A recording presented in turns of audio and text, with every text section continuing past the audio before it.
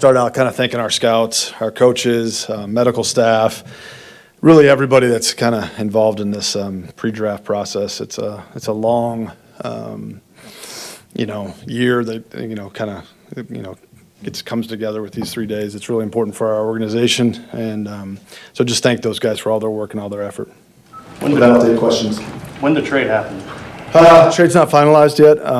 We were expecting it to be done very quickly, hopefully soon. A lot of things have been agreed upon, but there's some things to go through. How talks maybe accelerated the last 24, 48 hours, and things pick up this week, or not really. I would say the last, 5, 6, 7 days we've been talking.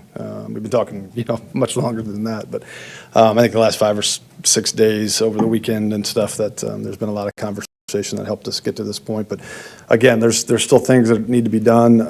It's not finalized, but we do expect it to be done here in the next couple days. Is it just paperwork at this time, at this point? Mostly, yeah. But those are significant, so we're not there yet. But again, we're expected to have this done before the draft. Brian, how important was it to get this done before Friday?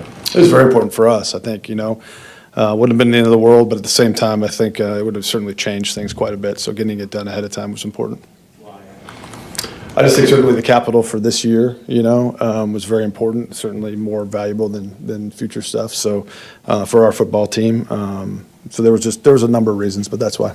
And I believe at the owners' meetings, we talked about that 13th pick, and you said it's not like a must-have. Mm-hmm. How did that swap become involved in it, and was that something that maybe I'll at some point, because I know I'm going to be talking a lot over the next 5 or 6 days, I could go into some of but nothing's really been finalized yet. So until it does, if you guys, just bear with me, I'll go through that stuff with you at a later date. But right now, we're still, ironing some things out. But I appreciate the question. How important was it for you to limit some of the conditions on the pick that the Jets will include for next year as much as possible? Yeah, I'm going to echo that again. Before I get into any of those kind of things, we're gonna pause there, and we'll pick it up in these other times. I got to talk again, right? Okay, yeah. So turning to the draft, Brian, what do you like specifically about certain positions in this year's draft that you think can help this team?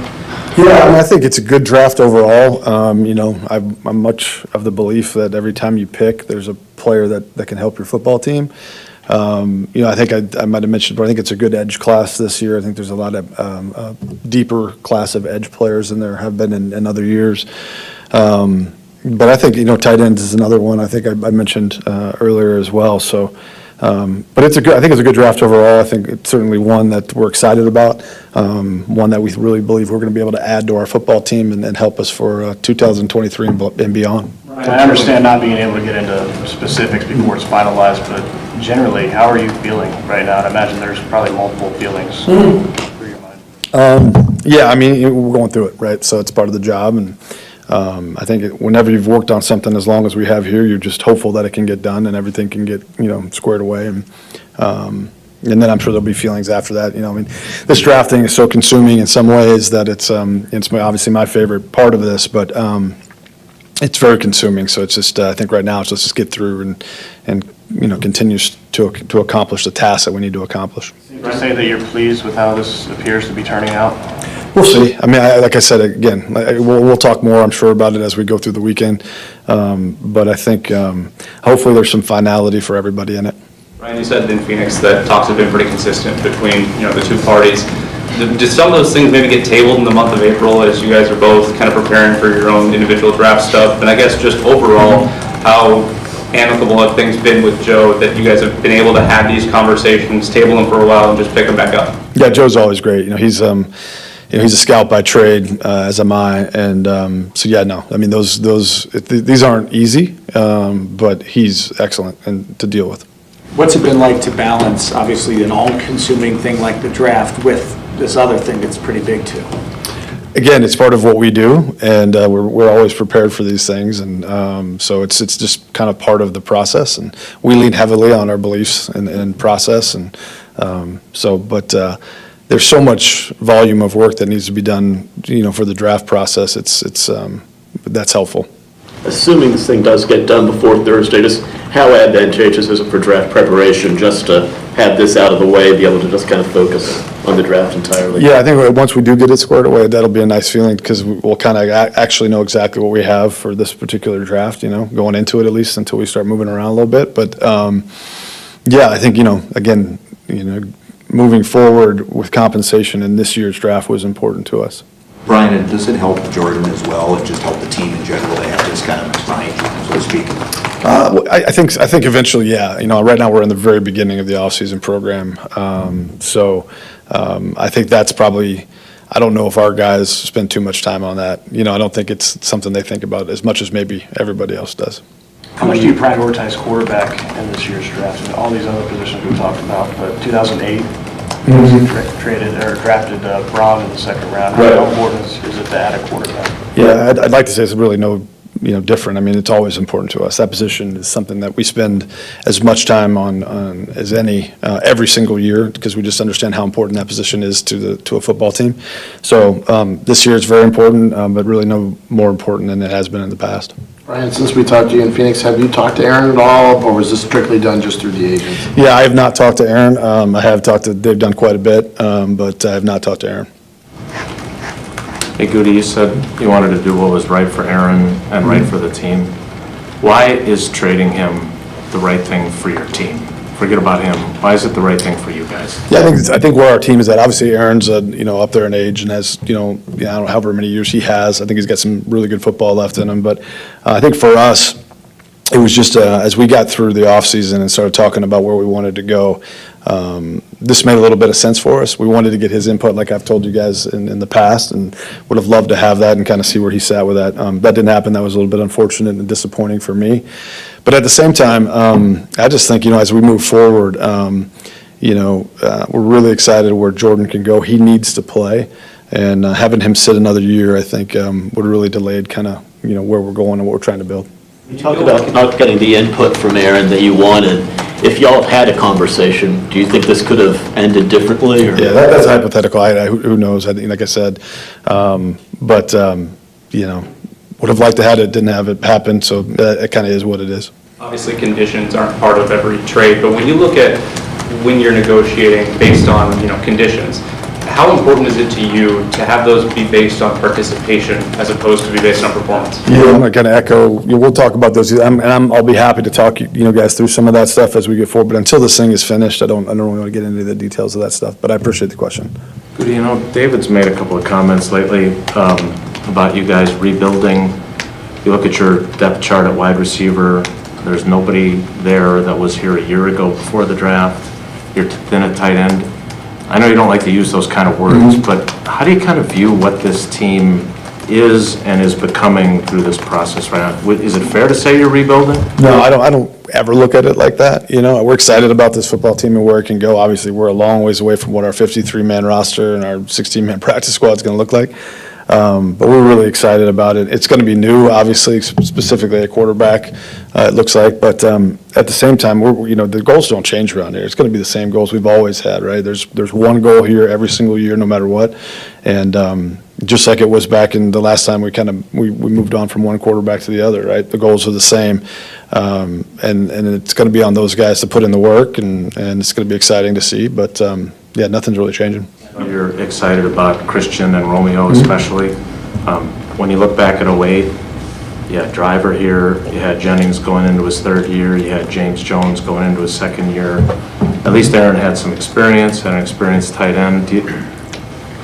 Is Jordan in a little bit of a challenging spot in terms of how youthful you're going to be at those positions if you can't find significant veteran options? And even if you do, they're not guys that have been. No, we'll see. I think there's going to be challenges. There's no doubt about it. There's always challenges in any NFL season.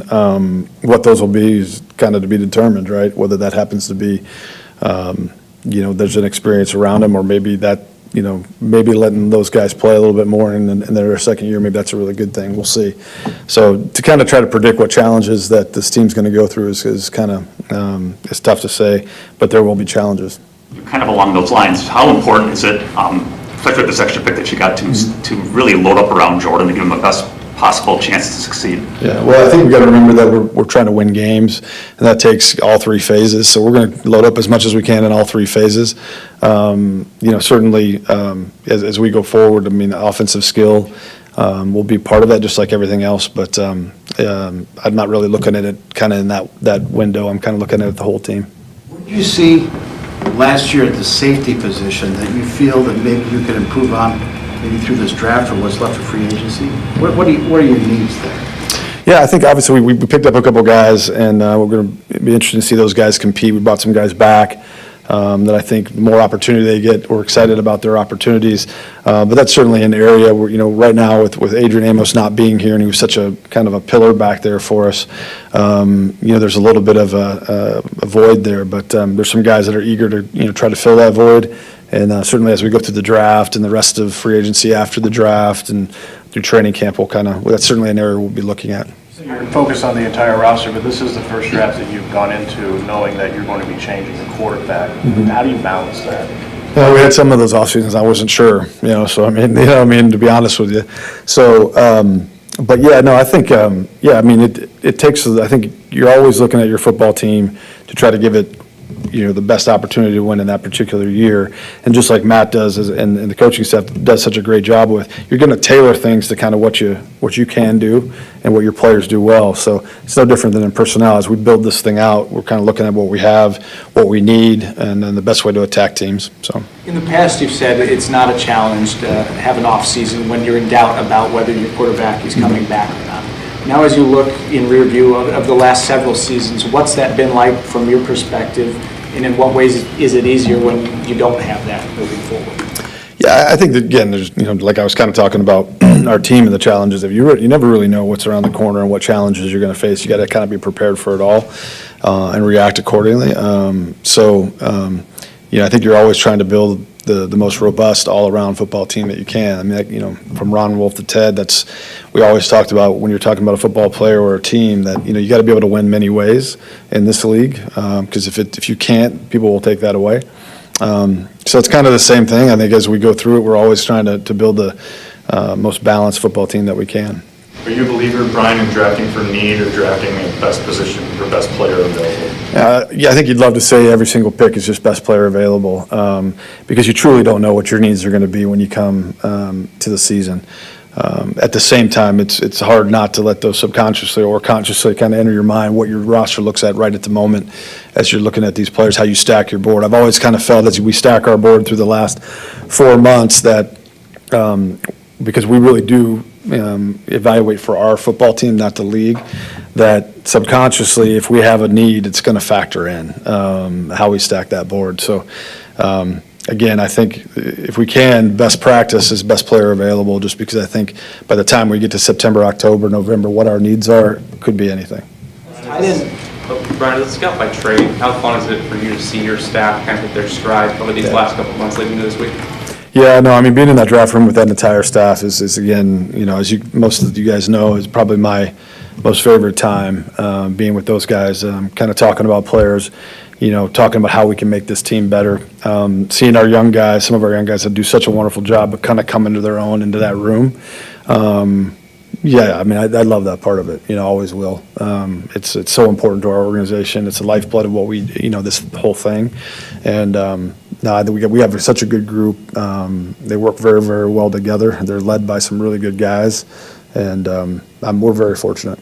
Today's NFL is tight end a more premier position than it was maybe 10, 15 years ago? Yeah, I don't think so. I mean, there's so many demands on the tight end, right? I mean, certainly they have to know the entire passing trees and all the things we're doing from that standpoint, but then also in the run blocking and pass blocking. So it's a very demanding position. Obviously, as you guys have seen how Matt uses multiple tight ends, it's very important to our offense. So I think sometimes that can be a little scheme related, but for us, it's very, very important. When you put your board together, do you assign different values to different positions? I think we look at that a little bit, yeah, certainly, but it doesn't affect how we build our board, I mean, every individual player, regardless of their position, we try to value. And, but yeah, I think as we go through it a little bit, we do value certain positions over others, but at the end of the day, you really don't know what your needs are going to be, like I was talking before. So just because a guy doesn't maybe, fit one of your higher positional values, if he's a good football player and good all-around football player, to me, it's important that you don't overlook that. You mentioned how important these 3 days are. I'm sure you go back and look at each year how you perform. In hindsight, you've done a lot of these drafts now. When you look at the third round in particular, is it just a coincidence that some of those players haven't panned out, or is there something that you can look at that you did and try to approach differently? Yeah, certainly we look at all that stuff. I think a lot of, when I look back at some of a little bit of it's been opportunity for those potential players. I also think I've always thought the third and fourth round is where your board gets the thinnest, so we've kind of looked at that a number of different ways and analytically, and hopefully moving forward here we'll have a little bit of luck. You've had most of your guys back in the building the past week. What is their attitude, their mood, and like what feels like an inevitable change here? Like I mentioned it a little before, I think these guys don't pay a lot of attention to that stuff. They're going to get asked about it by you guys a lot, but I think they're in here working. To be honest with you, I haven't, besides in the dining hall, we're all breaking for lunch, so I haven't seen a whole lot of them because we've been kind of tucked away in the draft room, most of these days. Hopefully, as we get moving forward here past the draft, I'll have a chance to connect with some of them. But, these guys are, kind of focused on themselves right now, getting themselves ready for a long season. So I think this stuff affects them much less than the outside world would like to think. And I'm sure Aaron will come back here one day and get the send-off maybe he deserves or you would have liked him to get. Yeah. How do you feel just about how this all went down? I mean, you just traded away maybe the best player this franchise has ever seen without talking to him for the last month. Is it weird, and how do you kind of balance those things? Yeah, I have so much respect for Aaron and not only the person but the player that he is, and there's so much gratitude in what he's done for this organization. Again, it would have been nice to have those conversations, but at the same time, over the last few years, I kind of understood that may not happen. So it's different, and like I said, it would probably hit me a little bit at some other juncture when I don't have a lot on my plate. But I know this, he'll always be a Packer. You know what I mean? And he'll want to be one of the best that ever have done it around here, and I have a lot of respect how he went about it. And he'll be missed. I mean, there's no doubt about it. I mean, players like that don't come around very often. But at the same time, we're really excited where we're headed and what we're moving to do, and wish him nothing but the best. Again, this has got to get finalized before all this is done. But just a lot of appreciation for him. Brian, 2008, a month after Ted traded Brett, he went and got two of them. You feel you got to get a quarterback this weekend somewhere? Well, right now we only have two on the roster, so whether it's this weekend or somewhere down the road, we're going to have to. I think. I'd like to have three at least, before we get to any of the throwing stuff. We're not there yet, but certainly we're gonna add to that room. Whether we end up with three and go into camp with three, whether we have four, we'll kind of see. But there's some guys in this draft we're very high on, and if they happen to be at the right spots, then as you know, I won't hesitate. But we'll kind of see how that shakes out. You've been knocking on the door of Super Bowls for years. Part of that, the byproduct of that, is paying a lot for premier players over that time and the cap gets tight. With that in mind, how much more pressure is there on the draft when you can acquire younger, cheaper talent to get those right? No, that's a great point, and I think it is. I mean, it's always really important, right? Getting really significant contributions out of your young players is very important in this league. Certainly over the past 3-4 years, where we've kind of done some things that we normally haven't done to kind of really chase something, has put us in a spot where right now the draft picks that are heading up last year and this year, very important for us. Back to the scouts from a few minutes ago. How have you what has that been like from your chair, watching them kind of come together the last 5 years with some of the guys that have been here for a long time, along with some of the younger guys that you guys have developed with you? Yeah, I think the thing that when I came in here a long time ago, and Ron was running things, but we had guys like Scott McLuhan and John Schneider was here for a little bit when he came back. Dorse, Reggie McKenzie. There were so many of these guys that Sean Hirock, that as a young scout coming in, that you really learn more through them than I did from maybe directly from Ron, and that was really important. It was all the lessons that they had learned from Ron or other people passing down, and it's a process that we believe in. The way we go about kind of taking scouts in from the beginning and training them, and kind of seeing those guys go through that and see all the lessons that maybe I learned 20-some years ago being passed down to them, not directly from me, but from these other guys. I think that it's something, continuing a lot of that, the process that was started so long ago, continuing that, tweaking it, getting better, is really important, and it's really neat to see. From a first-round value standpoint, how significant is it to move up 2 picks in the middle of the first round, should you happen to do that? Yeah, should I happen to do that, yeah. Yeah, I mean, obviously, if you look at the trade charts, it'll tell you how much that's worth and things like that. Really, I have no idea until I know who's on the clock when we're picking, right? So we'll see. But if I were to do that, I wouldn't be doing it. I'd be doing it because I thought it was important. I think we all underestimated, though, that for something that's as important as this, for turning the page, and if it gets finalized by Thursday, that in a business of values. It's got to be done by tomorrow, let's just put it that way. Okay. To go into that first round with this chapter ending, lets you focus in on if the phone rings Thursday night, offers. It really clears the slate for both teams as you get into this weekend to build your rosters, right? Yeah, I believe so. I mean, I think we've been working on this for a while, and to get beyond the draft, I think would have been tough for both teams. And so that I think, again, the time Joe and I spent working on this, and it was a lot, but can't thank him enough, for kind of how we went through it. But again, it's not done, and I'm trained by Ted Thompson until the final, T's are crossed and I's are dotted. It's, nothing's official yet, so. Brian, you've told us throughout the offseason that you thought Jordan was ready. Why? Why do you think he's ready for this? Yeah, I think the biggest thing, obviously we've seen steady growth through his first 3 years here. I've talked about the challenges that he faced with no preseason early and going through some things. But last year I thought through practice or a number of times because of Aaron's injuries where he had to kind of take over the ones during practice and some of the competitive areas, and I just think you saw him to grow and grow and grow. And again, he didn't get nearly as many opportunities as we would have liked last season during games, but when he did, he certainly answered the bell. And I think it's just natural maturation as a person too. Just again, you guys know what is put on a quarterback in the National Football League's plate, a starting quarterback, is significant. And there's a lot to that, not only on the field. And they're going to go through a lot of challenges. But I think we started to see him grow into that role and felt more confident.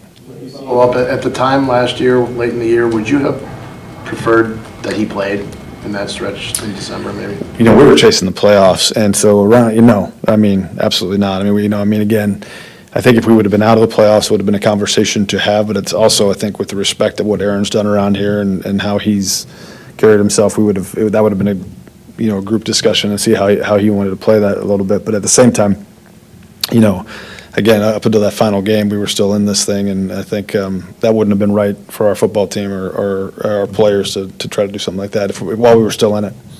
Just saying to Mike that it would have been tough if it had gotten past the draft.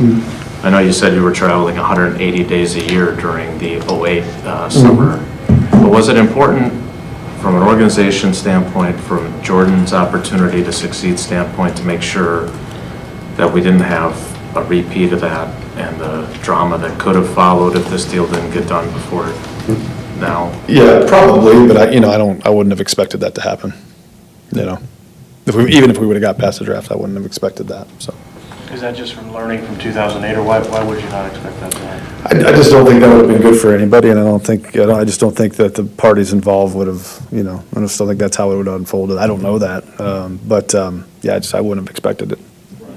I know you're not afraid to make the tough decisions, but looking at the last 2 off seasons, you've traded a wide receiver that you yourself said you think is a Pro Football Hall of Famer, and now you traded Rodgers.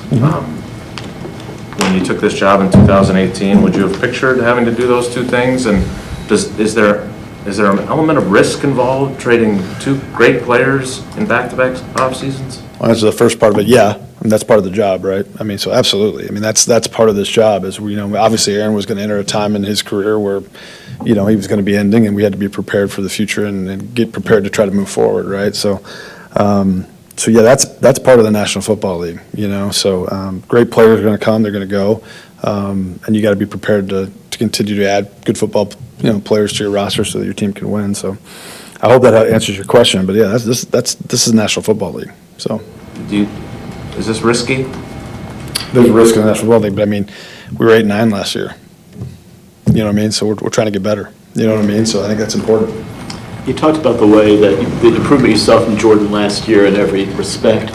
What's the response you've gotten from, the reaction you've gotten from these last 6 weeks in discussions with him, once it's become apparent he's going to be the guy? With Jordan? Yeah. Yeah, I think he's excited. You know, he popped in, I don't know, a month ago or so for a few days, and then obviously he's been back since, maybe a week, 4 or 5 days before the offseason program started. So, I think, I think he's eager for his opportunity.